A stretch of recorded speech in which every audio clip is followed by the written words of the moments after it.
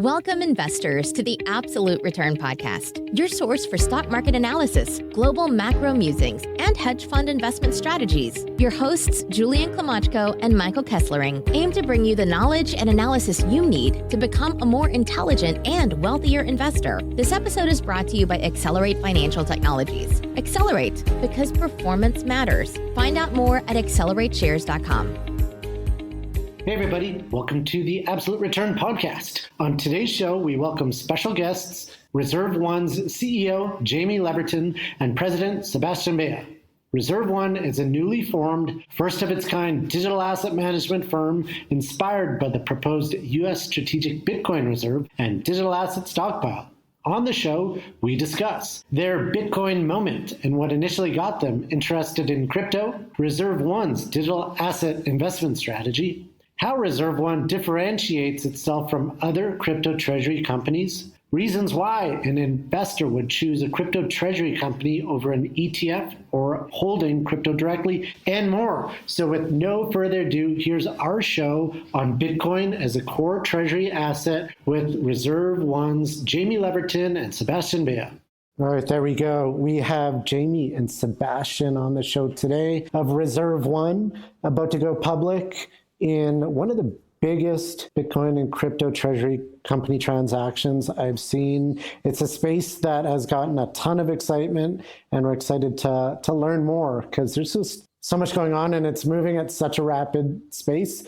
I find it tough to keep up with everything that's going on. So we have some real experts on the show today, and not just experts in crypto treasury, but you guys have a pretty diverse background with respect to more so traditional and TradFi experience than crypto over the past several years. If you wouldn't mind just giving a quick overview of your career trajectory thus far prior to launching ReserveOne here. And Jaime, if you don't mind starting, and then we'll kick it over to Sebastian. I don't mind at all. I'll try to keep it brief, just given I've been around a long time. So it's been a long journey. I am also Canadian for your other Canadian listeners. I started my career in trad tech. So I did a master's in business admin with a concentration in marketing informatics. And from there went to work for IBM, spent 10 years working for IBM, and then transitioned to a few different companies over the decade that followed that. Really focused on transformation and high growth mandates in the tech and financial services space. So spent some time at BlackBerry, desperately trying to save my favorite keyboard. Spent some time at Bell Canada, at National Bank, at E-Structure Data Centers. And then in the fall of 2020, I had the opportunity to take over a Bitcoin mining company called Hut 8. And I ran Hut from 2020 until Q1 of 2024. Great, thanks for that. Sebastian? Well, I guess I should disclose I'm not Canadian. I born and raised here in the U.S. of A., actually originally from San Francisco, and happy to be working with Jaime out of our Manhattan offices here. So my history is almost 25 years now in institutional investing. So the entirety of what I've done has been putting money to work in companies and investments. So first 12 years of that was at Credit Suisse First Boston. That was a thing. It's no longer there, but it was a great place to learn how capital markets work. And I took that experience and went over to BlackRock for 8 years. Almost all of that was in the institutional equity arm known as BlackRock SAE, one of the original quantitative investors. So I learned how institutions deploy assets to seek an outcome in a tightly risk-controlled manner with a data-informed investment strategy. And then I did my first truly entrepreneurial thing. I went and joined a firm called One River, which created One River Digital, of which I was a founder of. For those that recall One River Digital, One River was the company that made the first large institutional investment in crypto assets back in 2020, when Bitcoin was around 15,500 and ETH was around 425. So I jumped on that train. We built that up as much as we could, and then we sold our business to Coinbase in 2023 to create Coinbase Asset Management, where I was the president. operating the business on a day-to-day basis. So really happy to get back together in a business, in a job with Jamie. For those that don't know, Jamie and I actually met when she was at Hut 8 and I was at Coinbase Asset Management. We partnered together. Right Coinbase, before. Yeah. Right, like a week before the transaction was announced. Yeah, so I was at One River Digital in a conference in Dubai called the Satoshi Roundtable, and with one of my colleagues, and I met Jaime Leverton. We started talking about the potential to lend dollars against Bitcoin, and Jamie was working on a really interesting transaction, and we worked together to have Coinbase make its first ever loan to a Bitcoin miner. And that happened with Hut 8 opening up a line with Coinbase, which subsequently became a larger business for Coinbase. And then Jamie and I stayed in touch, and then this opportunity to build ReserveOne came together. And I said, well, I have no choice. I'm coming over. When do I start? Great to hear, and excited to get into the ReserveOne story. And prior to that, we've had a lot of crypto folks on the podcast over the years, and quite a few lately with this latest bull run. And we've been through quite a few cycles in this space already. And one question that I always like to ask is, when you have that Bitcoin moment, everyone has it when they kind of just clicks and they get fully involved in the asset class. And I was wondering if you guys could speak on how that happened to you and what initially got you interested in Bitcoin and crypto. For me, it was a two-parter.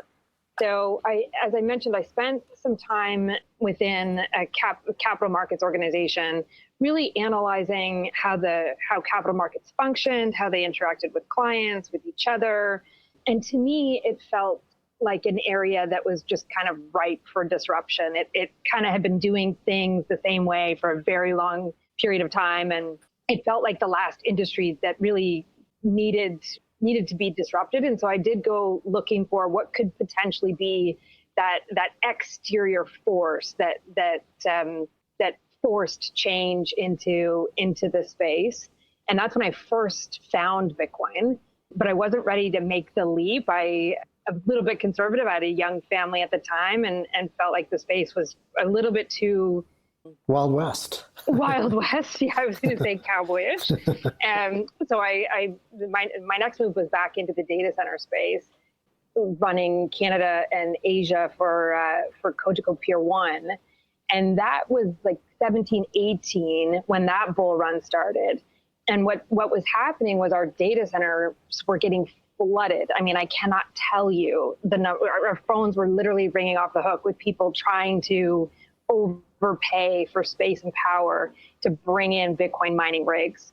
And long story short, they don't get along. Bitcoin mining rigs do not function well in a traditional data center environment. But that took me all the way down the rabbit hole of not just kind of the belief on which the ecosystem was built, but actually the actual tech, and really deeply understanding the tech and what I saw as now not just something that would disrupt the traditional financial system, but something that would also disrupt how we think about power and how we think about data centers.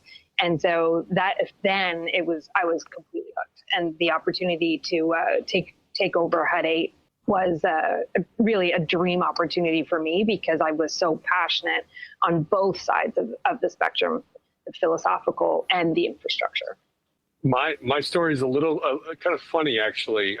So I remember it very clearly. It was Thanksgiving of 2020. So I was walking my dog with my next door neighbor, Eric Peters, who was walking his dog. And then he took a phone call, walked away, came back, and he said, "I just bought $50 million worth of Bitcoin." And I said to him, "What's Bitcoin?" And that was the day. I remember it very clearly. And he said, "Well, you're going to have to do some reading." And he kicked me down, which we all know, the rabbit hole, right? He sent me John Pfeffer's, canonical piece from 2017 and a variety of other things. And, my world was quickly flipped on its head. We were also in the midst of, the COVID response, which was this unique marrying of monetary and fiscal policy that was driving really worrying potential outcomes And that was actually the reason that he at the time was making that investment. That conversation then led to me eventually joining One River and getting on that train, because things were moving relatively quickly, and Eric needed a little help, and we had a lot of fun working together doing it. But that was the moment where I started to question, okay, what is money, right? And more importantly, how do I save in a truly robust manner, right? And I'll never forget it. But I also thought to myself, what markets are open on Thanksgiving?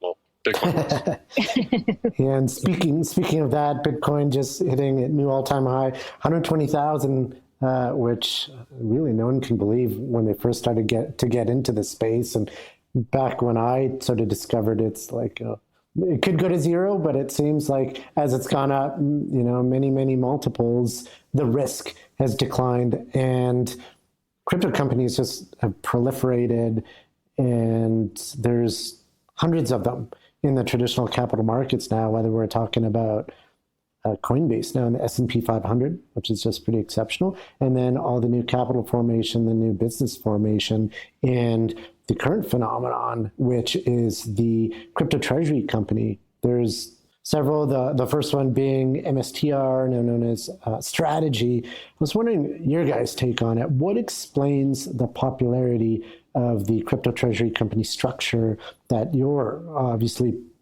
pursuing, one of the biggest ones at ReserveOne? Just wanted to get your thoughts on why you're bullish on crypto treasury. Well, I mean, I've been bullish really since I came into the space. Hut 8, as you may recall, was actually the first public company to hold Bitcoin on balance sheet. Yep. And then under my leadership, I was the first of the miners to say, I'm not selling my Bitcoin. I will finance the business using fiat, using other structures, but it just doesn't make sense to me to trade out of Bitcoin, given where we are and where we see the future going. So really kind of the miners became an early treasury play. But at the time, you really needed an operating company. Even Saylor, at the time, the Bitcoin holdings were still connected to MicroStrategy, to the underlying, and we were the proxy play. It predated the opportunity for ETFs. We didn't have regulatory clarity. So I think that's the evolution that we've seen is really on the back of regulatory clarity, which came first for Bitcoin. And so once Bitcoin ETFs were approved, we just saw Strategy kind of accelerate exponentially, just really disproving all of the naysayers and I was lucky enough to buy Strategy when Saylor did his interview with Ross Stevens back in summer of 2020, and it's been obviously the best performing stock in my portfolio ever since. And my advisor calls me all the time and says, "You must sell," and I do not. So I think just on the back of that regulatory clarity, the success of Strategy, the kind of validation that this asset class was here to stay, was going to get increased clarity, was going to get an increase in the institutional kind of recognition and adoption, that really paved the way for more treasury companies to come to market.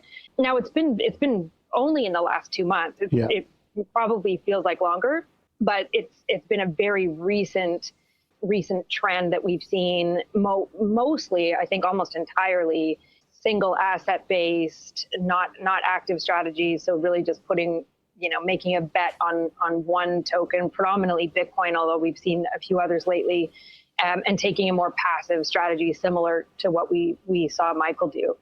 And so I think for us, we were really excited about coming into the space with something that is much, much differentiated, that's coming at scale, that isn't just Bitcoin, that gives a broader exposure to an investor base that we think is looking for exactly that type of equity. Julian, just to jump in, I also think, to put a few more points on top of what Jamie has mentioned, in terms of the structure, I think the market has recognized that actually the optimal thing to do, if you can, is to have a permanent capital structure with a corporation, In my time at BlackRock, I actually did spend a little time in iShares, and ETFs are a phenomenal product, right? And they've revolutionized the marketplace.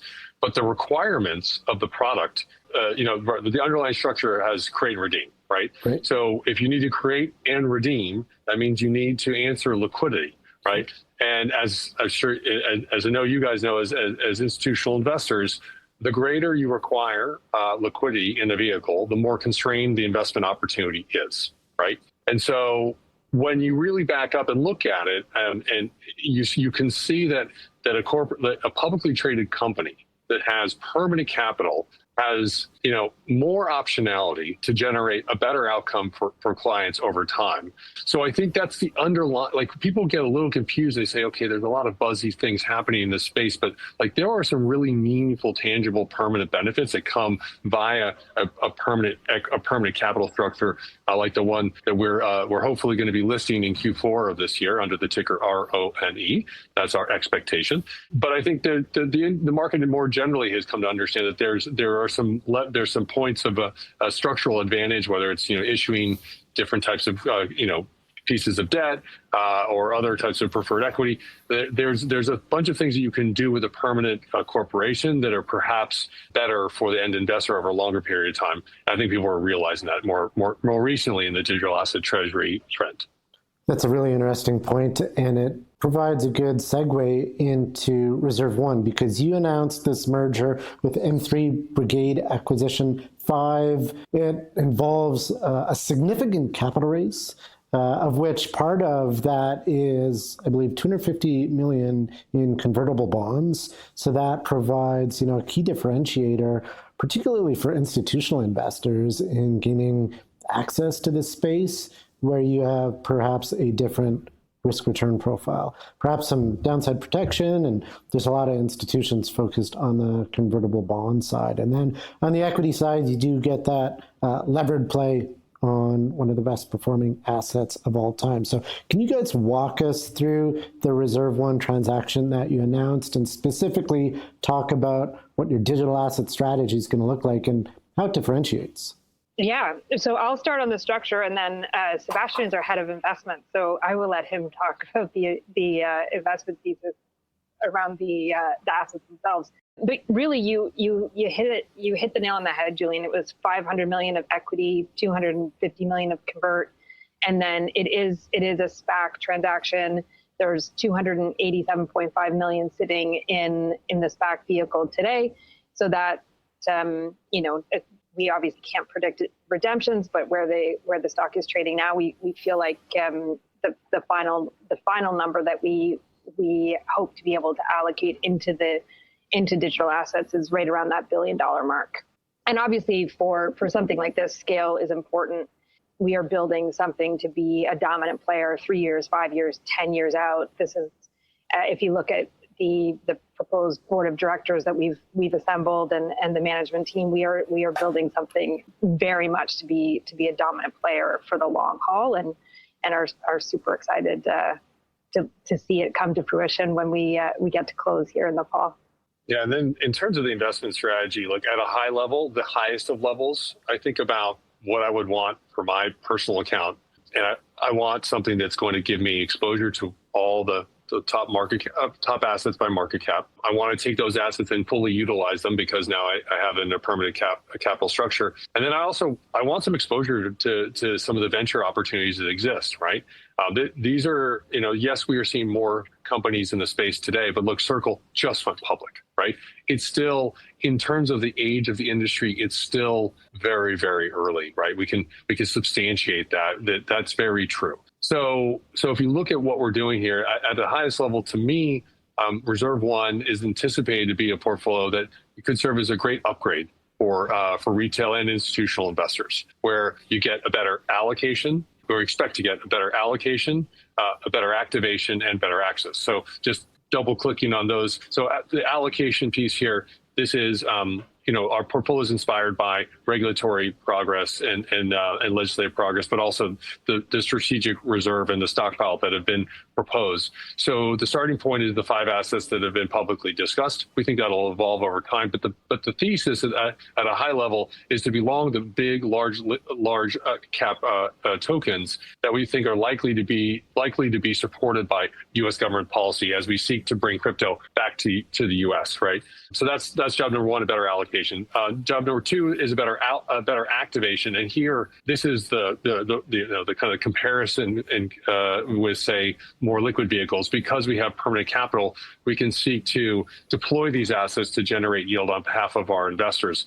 And there's a lot of very interesting, so in some cases, let's say on the margin, a little bit complex, but not necessarily high risk. Actually, in some cases, very low risk. But they take time. They take illiquidity. And the good news is that we have the liquidity in the portfolio to go seek a better investment outcome for our investors. So that's the better activation. And the last bit is access.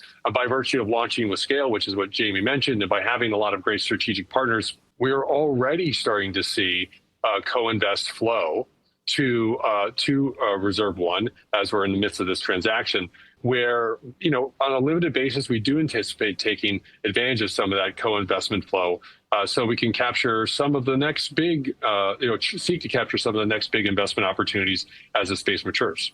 So just going a bit deeper into the investment strategy within the coins, you mentioned the larger market cap names.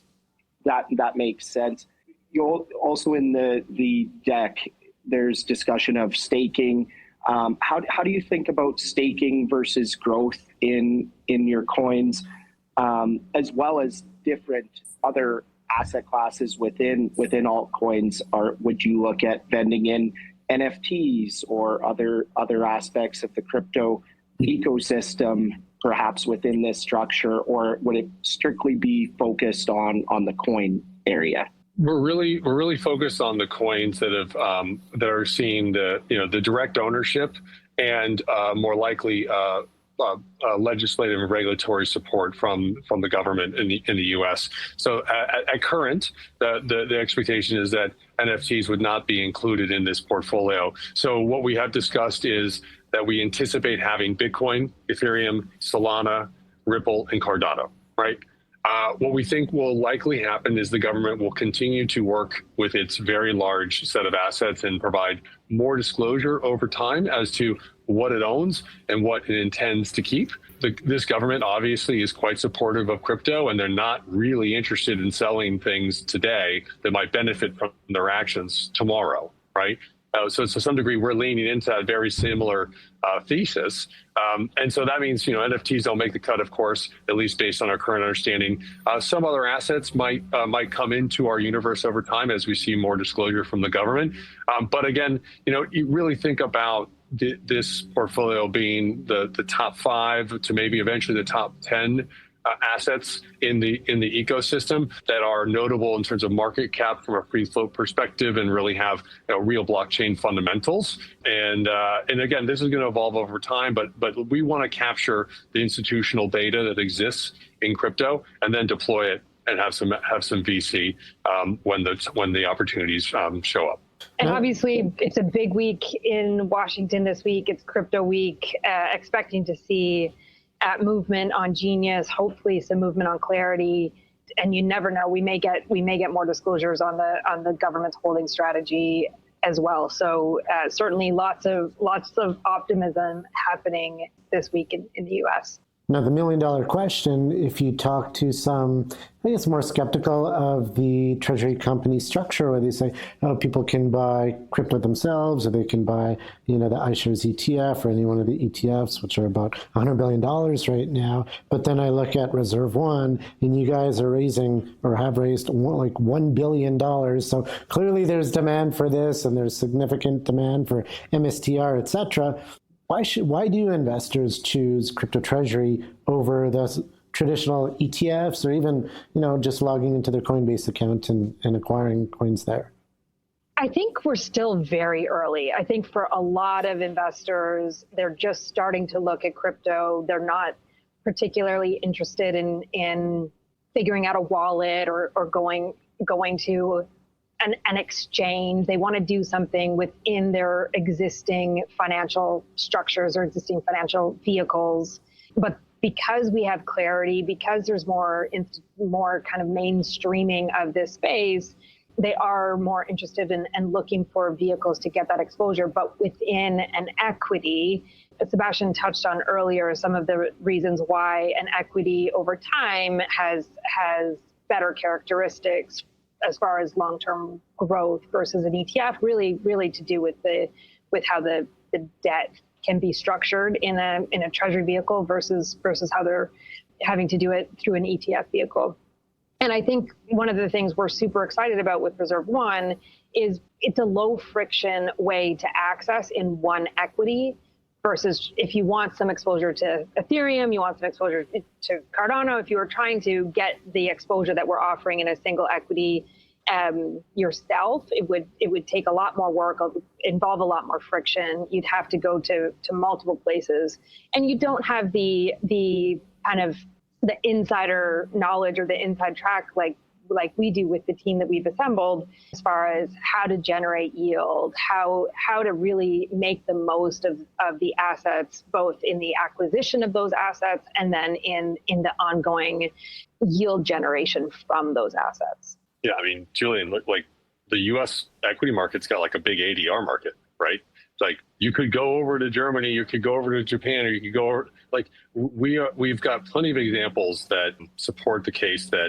like the U.S. capital market system itself is a killer app, right? And getting your vehicle into that ecosystem is really, really important because there are these massive synergies that exist when you're in that ecosystem, and you don't feel those benefits when you're out of that ecosystem. So by having, like I've been in crypto asset management for now, almost 4.5 years almost, and when institutions go and look at this, they say, wait a second, I've never heard of any of these counterparties, right? Other than Coinbase. They've never heard of, they don't know who these counterparties are. Most of them are not, almost all of them are private, not public, right? There is a lack of familiarity that still exists. And, the move on chain, it's unclear to us how fast that will happen for traditional finance and who it will happen with, right? And what we're probably likely to see here is, does that TradFi have the chance to kind of catch up? And it's unlikely that that you see people just move wholesale from traditional, say, equity markets all the way over to crypto. And these bridging devices that exist, they probably are going to persist far longer than anticipated. I mean, heck, in the U.S. fund market, mutual funds are still half of market cap today, or half of AUM today versus ETFs, right? So, it's really important to be where the market is, I guess, to summarize. That makes a lot of sense. Sorry, go ahead, Jamie.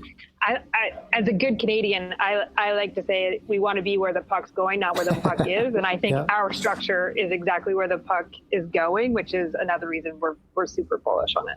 And certainly the market is very bullish on crypto treasury companies. Another phenomenon that's happening that I'm fascinated by is the valuations in the space. And they're kind of all over the place, but some of them are generating these sort of NAV premiums where they're trading at, pretty attractive prices for, the companies. Everyone loves to trade at a premium.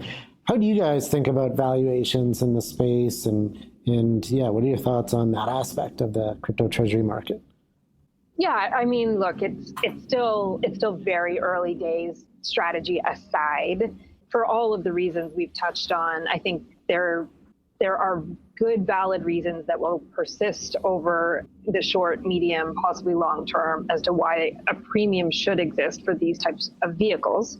The size of that premium, I think, over time will find a bit more of a rational resting place. And I think there will, again, over time, be some pretty big differences between those who have scale and those who don't. And that's just true of any space, and we've seen that play out over and over. I think over time, if you're subscale, if you're single asset, if you're not generating yield, I think sometimes people, if they're new to the space, may underestimate the complexity and the costs associated with running a public company. So that's something that's not for the faint of heart. You certainly need scale, you need expertise, and I think over time the large players will certainly command a larger premium, and they will have that benefit in the space. And if you don't mind, I agree with. Go ahead. Sorry. I just wanted to double click into that the premium.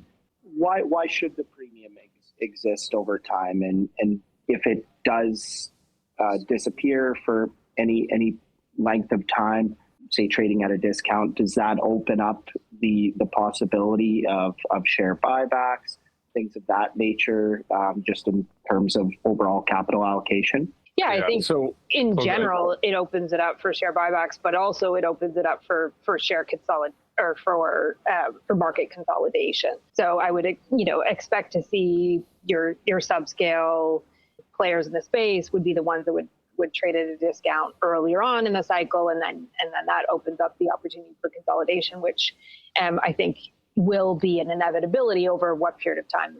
Impossible to say. But absolutely both of those things on the table for sure. I'll just add, Michael, having a return on assets makes it far easier to trade at a premium to the value of your assets, right? Crypto has not repealed like the laws of finance, right? So we understand that. There are structural benefits, obviously, and another one would probably be convenience yield, right? So the idea that you trade a little bit premium because you have the leverage that makes it a little bit easier for retail investors that wouldn't otherwise do it themselves. So there's a couple very obvious drivers of valuation that could get you well above 1 times your MNAV, as they say.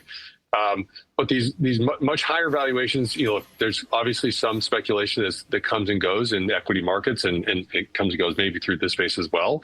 But that speculation often happens at the beginning of something really interesting and new. So I understand the red flag that some people will throw up to say, wait a second, how can these things make sense? But I think the broader signal is way more important, right? The broader signal is, hey, something big is going on here, and I need to pay attention, right? And I think it's really important for investors actually to go through the actual holders of some of these large names like MicroStrategy, like Metaplanet, and ask themselves, well, these guys are very serious, large-scaled institutional investors, right? Why would they go and make this investment above book? What do they know that I don't know, right? And I think that there's a gut reaction from a flippant hedge fund trader that says, oh, all these things should trade NAV. I think the reality is actually far more complex, and I think we're going to find out a lot more of that this year. Certainly, it has proven itself so. Now, I did want to get into your outlook on Bitcoin and crypto. I was just kind of thinking back. So Mike and I launched Canada's first Bitcoin fund basically exactly 8 years ago, July 2017. I think Bitcoin was around $2,000 then. And the story then was, the institutions are coming. And we felt strongly that at some point, once institutional investors finally dip their toe in, then that would be providing a significant tailwind to Bitcoin and cryptocurrency assets. The other fun, quick story is that in the fall, we had, we're an institutional Bitcoin fund at the time, and we also running a traditional event-driven hedge fund, and we had high single-digit stake in a cash-rich shell, and we actually proposed to the board of directors a crypto treasury strategy. We didn't call it that at the time, but effectively a public crypto vehicle to hold primarily Bitcoin, but also Ethereum. And safe to say, they had not had their Bitcoin moment yet. Basically laughed us out of the room. And it's great to see these successful now, because I think for a long, long time, it made a lot of sense. And no one really had the opportunity to do that. But with that, I think ever since iShares launched the Bitcoin ETF, which has been basically the most successful fund launch by far. And Bitcoin since then, effectively since the filing, is basically 5x'd from 20 to 25,000 to now a record 120,000. So certainly some of the institutions have come. Do you think that's the story, or what do you think is going to further propel this market forward? I'm happy to touch on that because I spent a lot of my last 4 years focused specifically on that. I think there's a couple pieces here. I think we have to break apart Bitcoin and proof of stake networks that provide a new value, right, in programmable finance. I think it's really important to separate these. So Bitcoin, what is it? For institutional investors, it's very hard to own even today because, in general, if just to back up for listeners, you probably know this, but just to get to the same kind of understanding, every large institutional investor has an investment policy statement with a set of capital market assumptions that then are brought together to create a strategic asset allocation, right? And you can see that whether it's CalSTRS or Temasek, these very large plans, they all have their own IPS, CMAs, and SAAs, strategic asset allocation. In that context, it's very hard to get Bitcoin directly into it. If you go and look, almost none of them have a direct allocation to gold, right? So that is our starting point. When they keep saying the institutions are coming, the problem is that gold and Bitcoin are very unique assets that are difficult to stick into these frameworks. But I think that is changing, okay? And so what we are starting to see, and in my prior roles, we've been a part of the case for store of value, gold and Bitcoin, right? Now, why? Because we got a problem. We have, if it's G7, G20, whatever it is, we've got too much debt, not enough growth, and no sign of fiscal restraint, right? So what does that mean? Well, it means that either we, in general, these over-leveraged economies, are going to default, but we're not going to do that. So then what do we have to do? Well, we have to inflate, right? We have to print. We have to get nominal GDP up such that it doesn't put such a brake on our economies. And that is basically the only way out. Ray Dalio has talked about this in much more eloquent ways. So that's where gold and Bitcoin are now starting to come right back into institutional portfolio consideration, because they say, listen, historically, we've had these return forecasts. These assets don't have yield, so they never fit. But now we have a specific context that you can't ignore, right? So we think we're going to start to see large plans actually directly add gold and Bitcoin to their SAA via a store of value. That's going to be big news this year, we expect. That's like kind of story number one. Now story number two is what's actually hopefully happening in DC this week, which is hopefully the passage of Genius for stablecoin and the passage of Clarity for market structure. Why do those matter for everything else, right? Because they're telling you can have stablecoins and they can run on these proof of stake networks like Ethereum and Solana, right? And that is a completely different story for institutions, because then they say, well, wait a second. We've seen this before. Here's a new use case, really useful, the internet. What did we buy? Internet companies, right? Well, now here again, what do we have? Something really useful, stable coins. What do we buy? Probably Ethereum and Solana. And it's much easier to do once the government has told you they're actually financial commodities, which is our expectation. So a little bit of a long pass through, but these are kind of like two different investments. They're both under the crypto umbrella, but the reasons for institutions to engage with Bitcoin are very different than the reasons that they may engage with Ethereum and Solana. That makes a lot of sense. And I just wanted to touch on one last thing prior to letting you guys go. One portion of the investor deck does touch on the U.S. Strategic Bitcoin Reserve. Now, why is that important? Well, the Strategic Bitcoin Reserve and the digital asset stockpile are both important. Why? Because for most investors, these assets are still new and not in their portfolio, right? And in advance of the legislation actually passing, which may be happening this week, but in advance of that, investors want to have a sense, no guarantee, but they want to have a sense that the government is no longer going to be attacking these assets, they're going to be supporting them, right? And by naming the Strategic Bitcoin Reserve and by naming the digital asset stockpile, we believe investors can feel more comfortable that they can lean into these assets now because the path is very clear. Now, specifically on the Strategic Bitcoin Reserve, man, how important is this? It's massive. Why? Number one, we stopped selling Bitcoin. That's a very important thing to do. With Bitcoin, as you mentioned, Julian, at 120,000, let's not check in on the Germans because I think they sold it at 50 or 55,000. I have to go back and check the tape. That's a tough print. So look, number one, we told people we're going to stop selling Bitcoin. Very good, right? Number two, and I kind of aligned with this, but Senator Lummis's bill to go and buy Bitcoin, right, is really important. And I think what investors see with a strategic Bitcoin reserve is really a statement and intention, right? We as a country in the United States intend to lead the digital upgrade of finance, and it seems like it's going to start with Bitcoin, and that's, I think, the signaling value of the SBR, Strategic Bitcoin Reserve, is probably the single most important thing.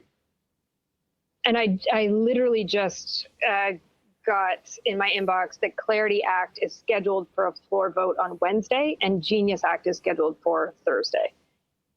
So it is going to be an exciting week. Yeah, no doubt. And just to see the government support for the asset class is just a complete 180-degree turn over the past several years, particularly at the SEC, was just, it was a nightmare for sure. And that's a great thing to see for everything to do with digital assets. So Jaime and Sebastian, thanks so much for coming on the show, sharing the story. So just to summarize, the merger is with M3 Brigade Acquisition 5. MBAV is the current ticker symbol, hoping to close by Q4 of this year, in which Reserve One will be trading under the ticker symbol RONE. And we wish you best of luck. We're tracking this story. It's an exciting one. Amazing. Thank you so much for having us on. Always happy to come back anytime. All right. Bye, everyone. Guys. Thanks for tuning in to the Absolute Return Podcast. This episode was brought to you by Accelerate Financial Technologies. Accelerate, because performance matters. Find out more at accelerateshares.com. The views expressed in this podcast are the personal views of the participants and do not reflect the views of Accelerate. No aspect of this podcast constitutes investment, legal, or tax advice. Opinions expressed in this podcast should not be viewed as a recommendation or solicitation of an offer to buy or sell any securities or investment strategies. The information and opinions in this podcast are based on current market conditions and may fluctuate and change in the future. No representation or warranty, expressed or implied, is made on behalf of Accelerate as to the accuracy or completeness of the information contained in this podcast. Accelerate does not accept any liability for any direct, indirect, or consequential loss or damage suffered by any person as a result of relying on all or any part of this podcast, and any liability is expressly disclaimed.